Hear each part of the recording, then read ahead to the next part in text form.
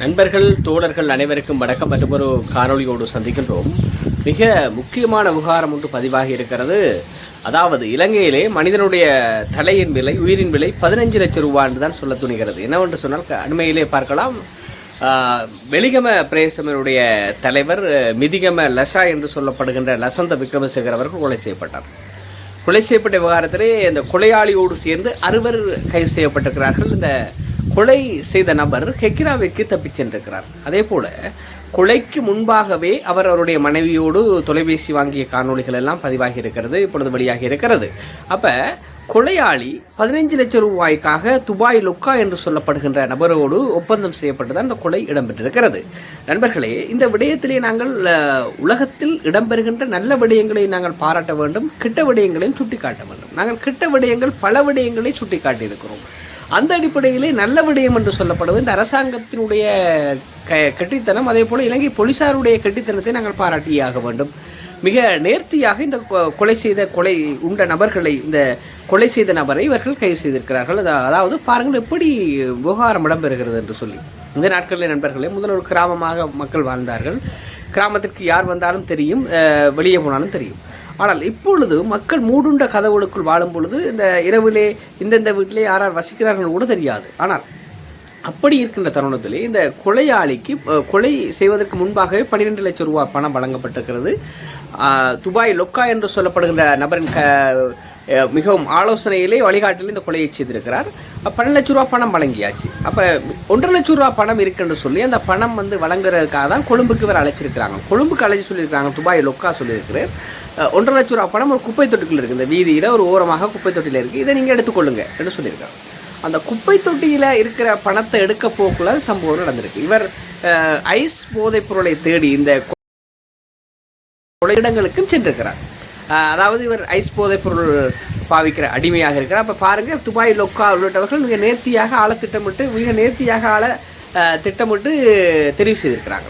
இந்த நபர் ஏற்கனவே 5க்கும் மேற்பட்ட வழக்குகள் இருக்கிறார். அதாவது திருட்டு உள்ளிட்ட சம்பவங்களில் இவர் குற்றவாளியாக இருக்கிறார். அதாவது இவர் ஆரம்ப 1ஆம் ஆண்டோட படிப்பை நிறுத்தி ஆளுன்னு சொல்லப்படுகிறது. பெரிதாக இவர் படிக்கல. பாருங்கள் எப்படி திட்டமிட்டு ஆட்களை எல்லாம் தெரிவு செய்கிறாங்கன்னு சொல்லி நேர்த்தியாக கொலை திட்டமிட்டு இடம்பெற்றிருக்கிறது. அப்போ இந்த நபருக்கு 12 லட்சம் ரூபா காசு முதலே வழங்கிட்டாங்க. இப்போ 1.5 லட்சம் ரூபா பணம் அந்த குப்பை தொட்டியில் எடுக்க வந்த அடிப்படையில் கொழும்புல ஒரு வீட்டில் தங்கியிருந்து அங்கே சாட்சியும் போட்டிருக்கார் ஃபோனை.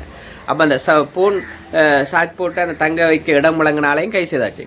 அப்போ அதே நேரம் பார்க்கலாம் நண்பர்களே, அவர் எல்லா இடமும் சுற்றி கொண்டிருக்கணும். அதாவது பேருந்துலை அந்த தண்டை தோற்றத்தை மாற்றிட்டார் தானே. கொலை செய்யக்கூட தாடியோடு இருந்தவர் ஒரு சலூனுக்கு போய் தாடியெல்லாம் வலிச்சு உடுப்பெல்லாம் மாற்றிட்டார். வெள்ளை ஷர்ட்டோட போனோம், டிஷர்ட்டோட மாற்றி அப்படி அவர் உலாவி கொண்டிருக்கல. பஸ்ஸில் போய் கொண்டிருக்கல ஒரு போலீஸார் கண்டுகொண்டுட்டார்.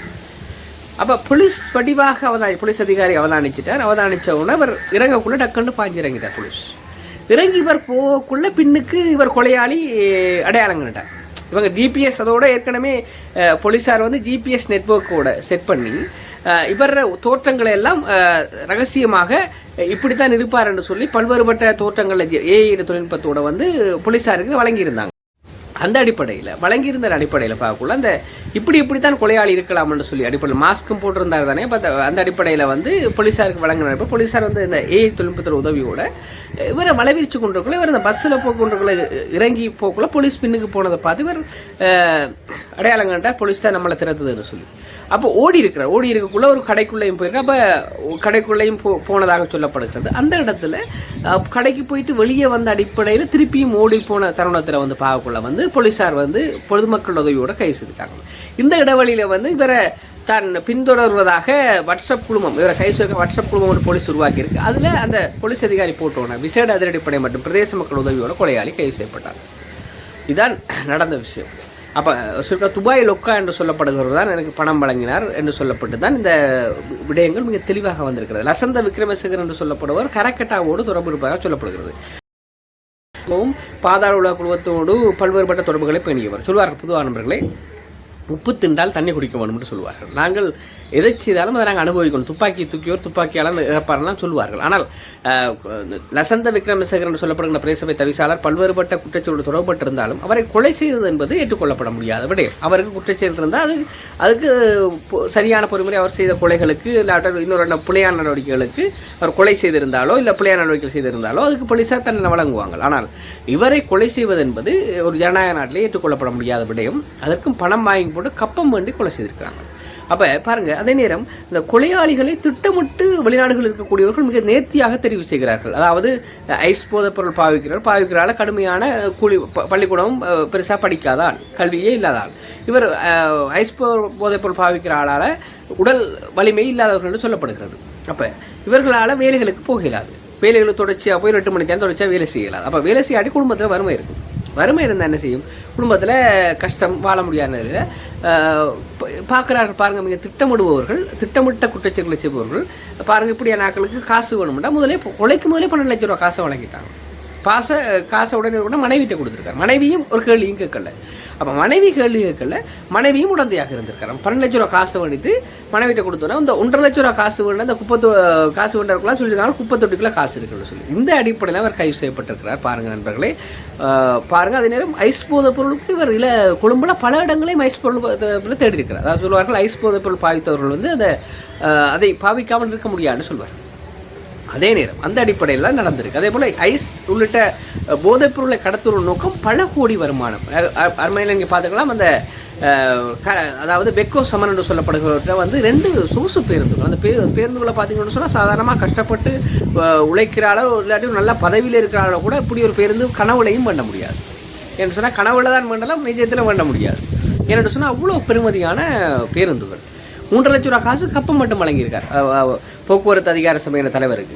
பாருங்கள், இப்படியெல்லாம் இவர்கள் பணத்திற்காக மக்களை அளிக்கின்ற வேலைகளை செய்து கொண்டிருக்கிறார்கள். உண்மையாகவே இந்த அரசாங்கம் செய்யும் நடவடிக்கைகளுக்கு நாங்கள் உண்மையாகவே பாராட்டி சல்யூட் செய்ய வேண்டும் என்று சொன்னால், அந்த ஐஸ் போதைப் பொருட்கள் இப்படியே போகுமாக இருந்தால் எதிர்கால சந்தையில கேள்விக்குறியாகிவிடும். இந்த அரசாங்கம் இந்த வேலையில் நல்ல வேலைகளை செய்கிறார்கள். இதை நாங்கள் பாராட்டியாக வேண்டும். இந்த அரசாங்கம் செய்கின்ற பல்வேறுபட்ட குறைகளை நாங்கள் சுட்டிக்காட்டியிருக்கிறோம். ஆனால் நல்ல விடயங்களையும் நாங்கள் வலியுறுத்துகிறோம், சுட்டிக்காட்டுகிறோம். பாருங்கள், திட்டமிட்ட அடிப்படையில் ஒரு 15 லட்ச ரூபா காசை ஒருவர் தலையை எப்படி முடிச்சிருக்காங்க, ஒரு ஆள் தலையை போட்டிருக்காங்க, ஒரு ஆள் கொலை செய்திருக்கிறாங்க. பாருங்கள், எப்படி அந்த ஒரு பிரதேச சபைக்குள்ள ஒரு முக்கியமான அரசு அலுவலகத்துக்குள்ளே சென்று கொலை செய்திருக்காங்க. திட்டமிட்ட அடிப்படையில் ஒரு ஆவணத்தில் கையொப்பம் பண்ண போகிறோன்னு சொல்லி போய் தைரியமாக கொலை செஞ்சுருக்காங்க. காரணம், கடந்த காலங்களில் விட்ட தவறுகள். கடந்த காலங்களில் இந்த கொலையாளிகள் தைரியமாக கொலை செய்துவிட்டு தப்பிடலாம்னு சொல்லி வாழ்ந்திருக்கிறார்கள். இவர்களுக்கெல்லாம் உடந்தைகள் இருந்த அடிப்படையில் இப்பொழுது இந்த அரசாங்கம் துரிதமாக நடவடிக்கை எடுத்துட்டு பண்ணுறது பாராட்டத்தக்க விஷயமாக இருக்குது. அப்போ இப்படியான கொலைகள் ஏற்றுக்கொள்ளப்பட முடியாதவை நண்பர்களே. அதே நேரம் இலங்கையிலும் இந்த ஐஸ் போதைப் பொருளை பாவிப்பதன் நோக்கம், இந்த அவர்கள் ஒன்று வர்த்தகம், ஒரு பாவிச்சவரால் பாவிக்காமல் இருக்கிறது வர்த்தகம். மற்றது பார்க்கலாம் நண்பர்களே, இந்த தங்களுடைய வேலைகளுக்காக அடிமைகளை தேடுகின்ற நோக்கத்தில் தான் இந்த ஏராளமான இந்த போதைப்பொருள் வர்த்தகத்தை விஸ்தரிக்கிறார்கள். யாழ்ப்பாணத்தில் கூட மிக அண்மையில் இருக்க ஒரு பிரபல வர்த்தகரினுடைய மகன் புதிய சொகுசு காரோடு போதைப்பொருள் கைப்பற்றப்பட்டிருக்கிறது. கடந்த காலங்களிலே சில விடயங்கள் கண்டும் காணாமல் இருந்த அடிப்படையிலே கடந்த காலங்களிலே இப்படியான சம்பவங்கள் இடம்பெற்றன, இதை விட அதிகமாக இடம்பெற்றன. ஆனால் இடம்பெற்ற போதும் மக்கள் பொது வழியிலே பேசுகிறார்கள். இதெல்லாம் போலீசார் கண்டுகொள்ளவில்லை என்று மக்கள் பேசுகிறார்கள். ஆனால் இப்பொழுது இந்த அரசாங்கம் போலீஸ் தலைமைத்துவத்திலே பல்வேறுபட்ட மாற்றங்கள் செய்த அடிப்படையிலே இது நல்ல விடயங்களை செய்திருக்கார்கள், பாராட்டத்தக்க விடயமாக இருக்கிறது. இந்த விடயங்கள் இந்த அரசாங்கம் தொடர வேண்டும். தொடர்ந்தால்தான் ஒரு ஐஸ் அற்ற நாடாக இந்த நாடு மாறும். அது இந்த பல்வேறுபட்ட குற்றச்செயல்களுக்கு இந்த ஐஸ் முக்கியமாக இருக்கிறது. பாருங்கள், ஐஸ் பாவிப்பவர்கள் எந்த ஒரு பயமும் இல்லாமல் கொலை செய்வார்கள் என்று சொல்லப்படுகிறது. அப்போ அந்த அடிப்படையில் பார்க்கக்குள்ள இந்த ஐஸ் போதைப்பொருள் குற்றவாளிகள் இன்னொரு போதைப்பொருளை பாவித்தவர்கள் பல்வேறுபட்ட பிழையான நடவடிக்கைகளை செய்கிறார்கள். அதே போல் இந்த போலீஸார் இந்த வீதிகளில் பல்வேறுபட்ட இலங்கையின் பல்வேறுபட்ட நகரங்களில் இரவு நேரங்களில் பல்வேறுபட்ட அநீதிகளை அடக்குமுறைகளை இந்த போதைப்பொருள் பாவிப்பவர்கள் செய்கிறார்கள் என்று மக்கள் முறைப்படுகிறார்கள், பொது வழிகளை கருத்து பெறுகிறார்கள். இதனை இந்த அரசாங்கம் போலீஸார் நடவடிக்கை எடுக்க வேண்டும். இந்த அரசாங்கத்தின் நடவடிக்கை மிக வெற்றிகரமான நடவடிக்கை. ஆனால் பாருங்கள், திட்டமிட்ட அடிப்படையிலே ஒரு 15 லட்சம் ரூபா காசை கொடுத்து எப்படி வேலையை செய்கிறார்கள்னு பாருங்கள். ஒரு நபருடைய உயிர் வாழும் உரிமை என்பது எப்படி மறுக்கப்படுகிறது பாருங்கள். ஒருவர் குற்றச்செயலை செஞ்சால் அவருக்கு அரசாங்கம் இருக்குது, நீதிமன்றம் நடவடிக்கை எடுக்கும். ஆனால் அவரை கொலை செய்வது என்பது ஏற்றுக்கொள்ளத்தக்க முடியாத விடயமாக இருக்குது. இந்த நாட்களில் பார்க்கலாம், உங்களுக்கு தெரியும் இன்னொரு அண்ணன் ஏராளமான விடயங்களை செய்கிறார்கள். மிக திட்டமிட்ட அடிப்படையிலே போலீஸார் உண்மையாக இந்த போலீஸார் நடவடிக்கை தொடர்ந்தால்தான் ஒரு பயம் வரும். என்ன நாங்கள் ஒரு 50 லட்ச ரூபா காசை வேண்டி குறைஞ்சாலும் பிடிச்சிருவாங்க. 2 பயம் வந்தால் தான் இந்த கொலைகளை செய்யாமல் மற்றது போதைப்பொருள் பாவனையை மொழித்தால் தான் இதெல்லாம் கட்டுப்பாட்டுகளை வரும். கொண்டு போதைப்பொருளுக்காக காசு என்ன வேலைக்கு போயிடாது. பாவிக்க காசு வேணும், அதுக்கு கொலை செய்ய வேணும், இல்லை களவெடுக்க வேணும். அதே நேரம் போதைப்பொருள் பாவனையை கட்டுப்படுத்தி போலீஸாரும் எங்களை பிடித்து இல்லாமல் நடவடிக்கை எடுப்பார்கள். எங்களை வாழ விடாமல் எங்களுக்கு நடவடிக்கை எடுத்து எங்களுக்கு தண்டனை நீதிமன்றம் தரும் என்ற பயம் வந்தால் தான் இந்த கொலைகளை இவர்கள் செய்ய மாட்டார்கள். இல்லாட்டி இவங்கள் கடந்த காலங்களில் ஏராளமான வருஷங்கள் துறந்து விட்டுருக்காங்க. துறந்து விட்டு 10-20 வருஷமாக நடக்கிற விஷயங்களை கட்டுப்படுத்துறது என்பது அரசாங்கத்துக்கு சவாலாக இருக்குது. எனவே இந்த விடயங்கள் தொடர்ச்சியாக அரசாங்கம் செய்ய வேண்டும். இந்த அரசாங்கம் துணிந்து செய்ய வேண்டும். அனுரகுமார் திசாநாயக்க துணிந்து செய்கிறார். இந்த நல்ல விடயத்தை நாங்கள் பாராட்டியாக வேண்டும். ஆனால் இலங்கையில் இப்படியாக ஒரு மனிதனின் உயிரின் விலை 15 லட்சம் ரூபாய் என்ற விஷயம் இருக்குது என்றதை நீங்கள் பார்த்துக்கொள்ளுங்க நண்பர்களே. நல்ல விடயங்களை பாராட்டுவோம், கெட்ட விடயங்களை சுட்டி காட்டுவோம். நான் உங்கள் செந்தூரன். நன்றி, வணக்கம்.